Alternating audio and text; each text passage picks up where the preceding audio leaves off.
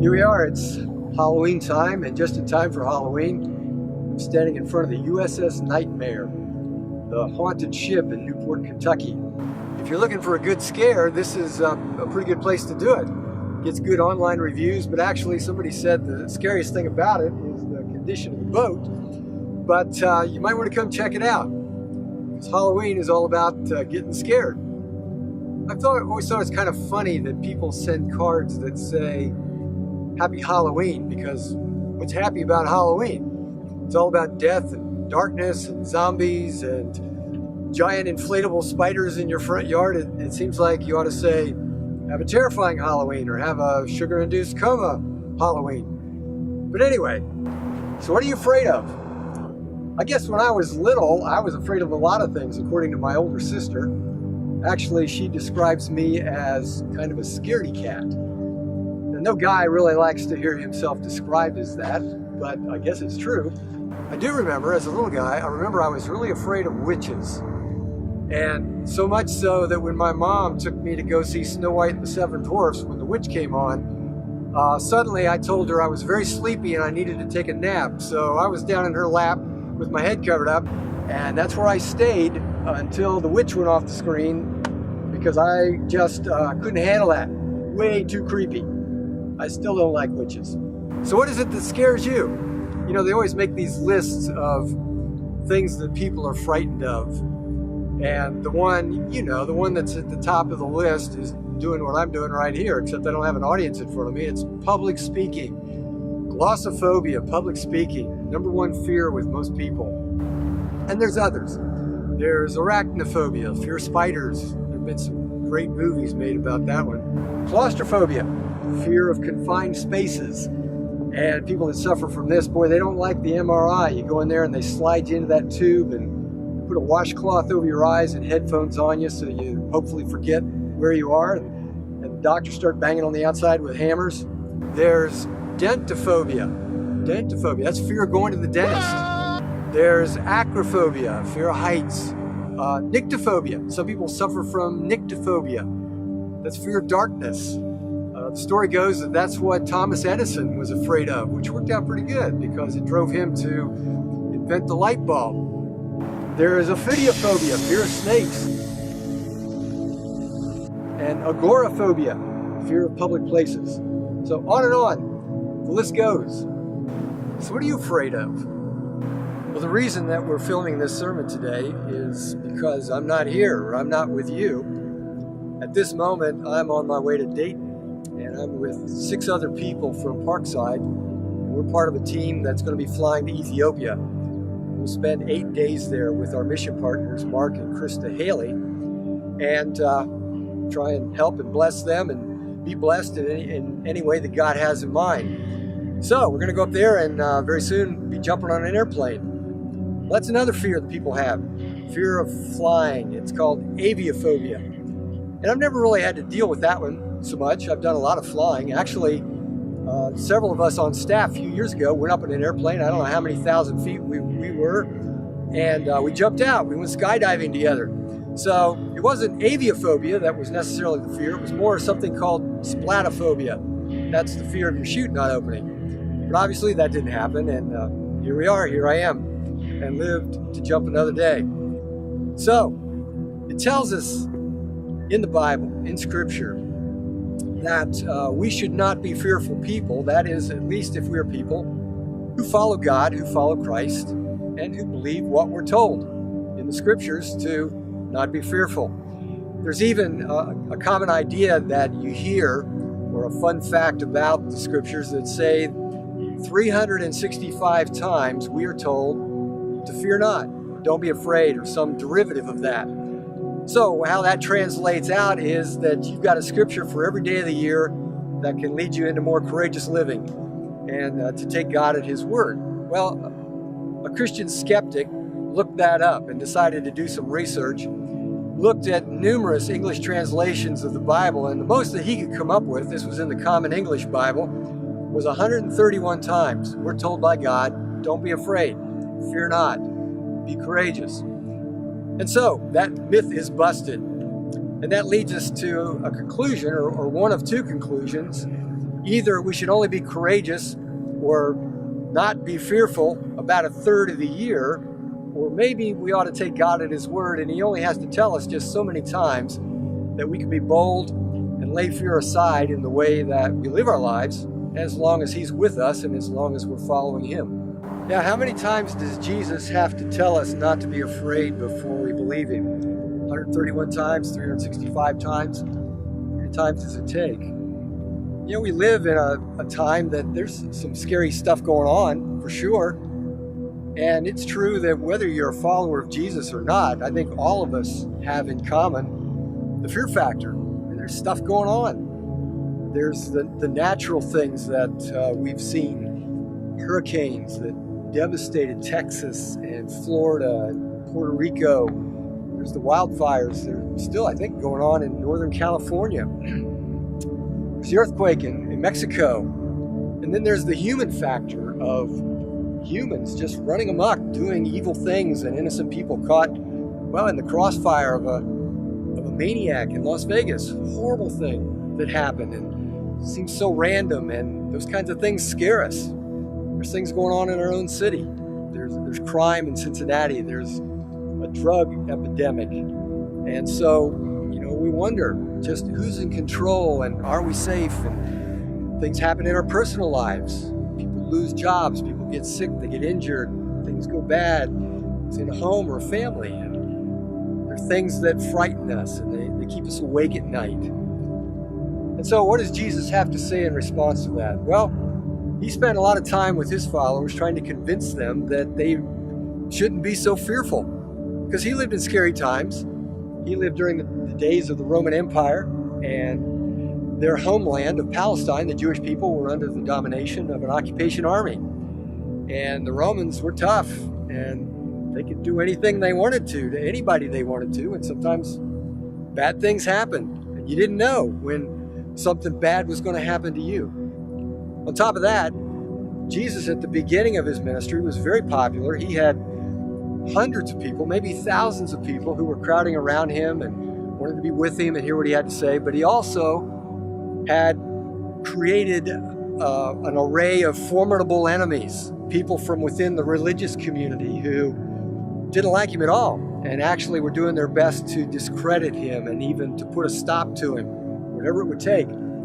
So that made the 12 men that Jesus invited to follow Him, that made them nervous because they were guilty by association. Any friend of Jesus was an enemy of the enemies. And these were guys who were ruthless, these religious leaders. They knew what they were doing. They played for keeps, and if they wanted to take you out, they would do it, and it would happen. And so I'm sure the 12 were always kind of looking over their shoulders, wondering who was coming up behind them as far as these enemies. Well, as I said, Jesus went out of His way to try and convince His followers that as long as you're with me, things are going to be okay. Ultimately, everything's all right. You can live with some courage and some boldness. He demonstrated that one time in a very physical way when He went out in a lake in a boat with His guys, and something scary happened. And here's how it's recorded. It's recorded by a man named Mark. He wrote down, actually he dictated what the Apostle Peter said happened on this occasion. And here's what he wrote. It says, "On that day, when evening had come, Jesus said to them, 'Let's go over to the other side.' And this was over the other side of the lake, Lake of Galilee or Sea of Galilee. Leaving the multitude, they took Jesus, along with them, just as He was in the boat."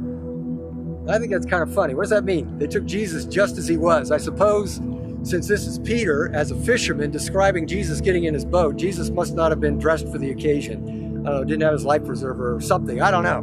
Just as He was, He got in the boat, and there were other boats with them. And there arose a fierce gale of wind, and the waves were breaking over the boat so much that the boat was already filling up. But Jesus Himself was in the stern, asleep on a cushion. Now try and capture this scene. They're in the middle of the Sea of Galilee, which again is more like a lake.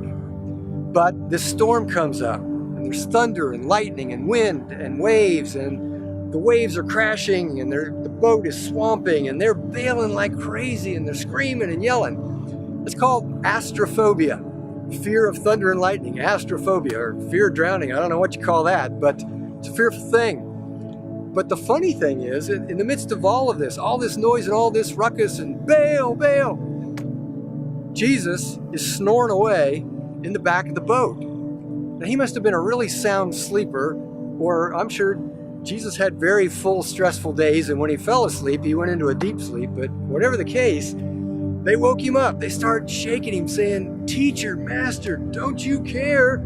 We're going to drown. We're all going to die."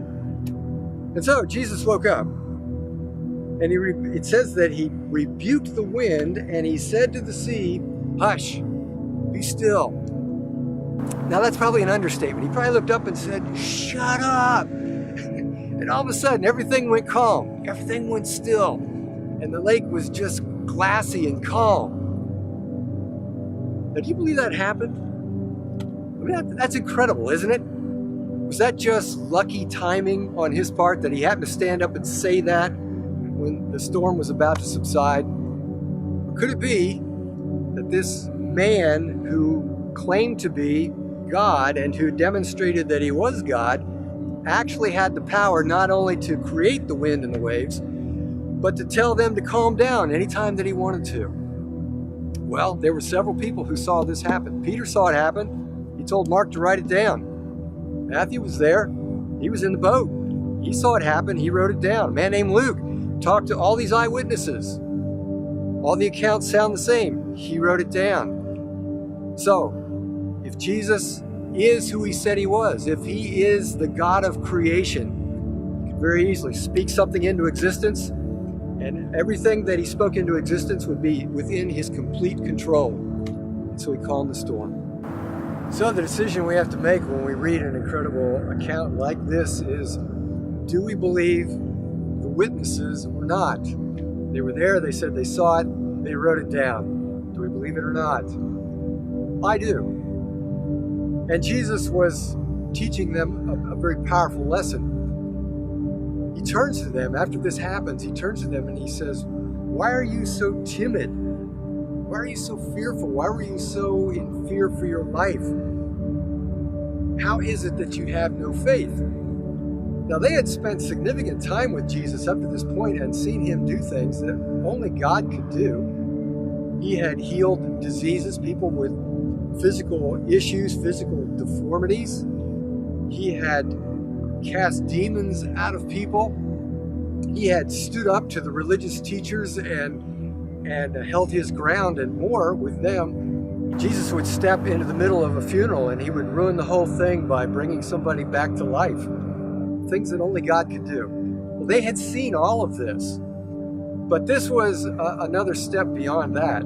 For somebody to turn and command a thunderstorm to go away or to pipe down, only God could do that. And that was the point that Jesus was driving home with them. If you're with me, and I will be with you always, you have nothing to be afraid of. Not storms, not enemies, not anything. Well, at this point, it says that his followers, these 12 guys, at this point, they were absolutely terrified. They were even more frightened because they understood whose presence they were in. They thought, this is God. What kind of power is this that he can speak to a storm and the storm obeys him? So that took them to another level of understanding Jesus and having faith in him on that day. There's another fear that everybody deals with, and it doesn't matter if you're a follower of Jesus or don't give him any thought at all. Everybody has a respectful fear of death. That's called Thanaphobia, fear of death. We all have that, and that's a good thing. It gives us a survival mentality where we want to take care of ourselves. Nothing wrong with that. But it can get carried away to where that's all people think about, as they don't want to think about it, and they avoid every risk, every danger, any kind of food that might possibly make them sick. Well, Jesus talked about that fear as well, because that was always uppermost in the minds of his original followers. Yeah, they were afraid of death. They're in that storm in the boat. They were afraid of death as they saw Jesus' enemies coming around, closing in on him, and they meant to take him out. So they were afraid. Jesus taught them a lesson in that case as well, that even death doesn't have to be the scary, fearful thing that we think it is. He told his followers on more than one occasion, he said, here's how all this is going to end up. We're going to go to Jerusalem. I'm going to go to Jerusalem. My enemies are going to close in on me and have their way. And the religious leaders are going to hand me over to the Romans, and the Romans are going to put me to death. I'm going to come back to life, and I'm going to carry on my work here in the world on the other end of death. And that should assure you that because I'm going to overcome death, that you're going to be able to overcome death. Life will go on after death. And you'll be with me in a place that's almost too fabulous, too wonderful to describe. Well, as he was saying these things to his disciples, they never quite got to that end part of that story. They stopped at, we're going to Jerusalem and you're going to die. And that's where I would have stopped. I would have said, what? You're going to go to Jerusalem and what? Why would we want to do that? Jesus, it seems like we ought to stay away from Jerusalem. There's an easy solution to that. But that was all part of the plan and the mission and what had to happen. Sure enough, they went to Jerusalem. Jesus was arrested, went on trial. He was handed over to the Romans, and they crucified him in a very cruel and horrible way as they spiked him up to a beam and left him there to hang and eventually to die, and stuck a spear up in his side to make sure. And so everybody there saw that and saw him taken down from the cross, limp, deader than a doornail, absolutely dead as anybody has ever been. They knew he was laid in a tomb, and it was sealed shut, and it was over. Everything that Jesus had said, every assurance he gave them, was all empty. And the dream was gone. Jesus was dead. And so not only did they have to be afraid of all the things that were part of their daily lives, but ultimately death was this terrifying prospect at the end. So his followers ran off. It says that they were hiding in an upper room somewhere for fear of the enemies of Jesus. They thought, okay, we're next. We are going to die. We're doomed. Well, on the third day, after Jesus died, on the third day, a report came back to them. A couple of his followers said, you're not going to believe this. We saw Jesus, and he's alive. We walked with him. We talked with him. We ate with him. He's alive. He said, you're right. We don't believe you. How do you believe that? Dead people don't come back to life. Dead people stay dead. But then something incredible happened, and Luke records it for us. He says, while they were telling these things, he himself, Jesus himself, stood in their midst. He walked right into the middle of the circle. And they were startled and they were frightened and they thought they were seeing a spirit. They thought it was a ghost. And he asked that same question that he asked him in the boat. He said, why are you troubled? Why do doubts arise in your hearts? He gives them proof. He says, see, look at my hands and my feet. It's me. It's touch me and see. A ghost doesn't have flesh and bones like you see that I have. And he showed them everything physical about him. And it says, while they still could not believe it for joy, they were marveling. He said, have you got anything here to eat? And they gave him a piece of fish and some bread. He said, look, I'm eating. Ghosts don't eat. But he asked them the same question. He said, why are you fearful? What does it take for you to believe and understand that as long as you have me, as long as I'm a part of your life, as long as we have this tight, close connection, you're going to be okay. You have nothing to fear. So in the ultimate way, Jesus taught his followers that they don't have anything to fear. Not even the scariest thing there is to be afraid of, and that's death. He said, even that, no longer. You can live fearlessly. You can live courageously because I will always be with you. He said one time, it's recorded by Luke, he said, fear not, little flock, because it is the Father's good pleasure to give you the kingdom. He said on another occasion, he said, I'm going to be with you always, to the end of this life and beyond. So as long as I'm with you, there is one fear that you should have. We need to fear God. We need to respect God, honor God, totally align ourselves with him. But when we do that, There's nothing else to fear. He said that to his followers. He said, you don't have to be afraid of enemies. You don't have to be afraid of storms in a boat. You don't have to be afraid of death itself. You can be who you are as my follower, and ultimately everything's going to be fine. And so that's what he says to us today. He asks us the same question. He says, why are you so fearful? Why are you so nervous about life? Don't you understand that you are with me and I am with you? No matter what happens, these scary things that come along, fearful things, and they do, and they will. In spite of those things, I'm always with you, and I'll help you get to the other end of those circumstances, and you're going to be just fine, because I am in control. Now, that doesn't mean that when trouble and heartache and those scary situations come along, it doesn't mean that Jesus is going to snap his fingers like he did in that storm and suddenly make it go away. He did that on that day to make a point. He didn't calm every storm that came along in the land of Palestine, but he was making a point to say, I'm with you, and as long as I'm with you, you're going to be okay. And even when you face death, even when that prospect comes along, and inevitably it does for all of us, you're going to be okay, because I have proved to you that I will get you to the other side of that in fine shape. You can live with courage. You can live fearlessly.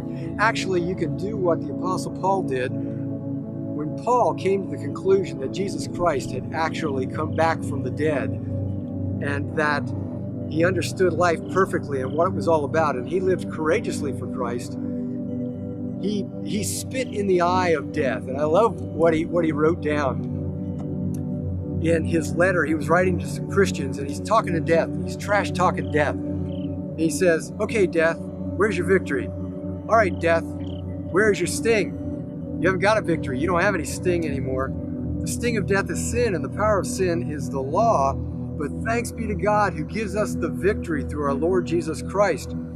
Therefore, my beloved brethren, therefore, people of Parkside, be steadfast, immovable, fearless, always abounding in the work of the Lord, knowing that your toil is not in vain in the Lord. So I encourage everybody on this weekend to have a fearless Halloween, understanding that when Christ is in your life and his Spirit is living within you, you've absolutely got nothing to fear and you can sleep well. And so I'll see you in a couple of weeks, and in the meantime, let's take up a big old fat mission offering today. See you in a couple of weeks.